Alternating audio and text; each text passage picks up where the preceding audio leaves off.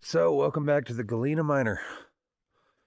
This is the off-grid homestead property, and directly behind, in front of that truck right there, is the old shaft going right into the 15-foot wide vein of quartz and pyritized andesite.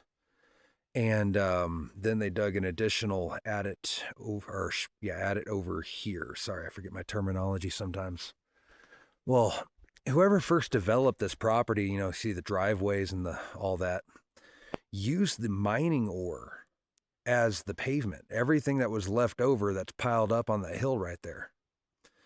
So what's really cool is that as you're walking through the property, you'll just be walking, you'll look down, you'll find stuff like that. And that is a very high grade galena for silver. A chip sample was done at this site back in the 1950s. And just off of the chip, the galena produced 1 ounce. 1 ounce of silver. And that's absolutely freaking bonkers. And that was from the vein exposure that's down that way. And then, so they dug it in at multiple spots. But, like, as you're walking through, you'll literally just find stuff like this. See them giant quartz crystals? I can tell this is going to have a lot of that pyritized andesite in it.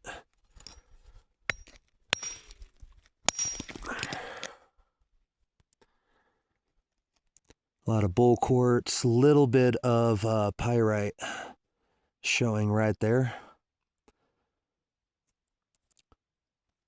Nothing like that big exposure of galena in that one, but either way, for a rock hounder even, this is an absolute dream freaking property way up in the mountains.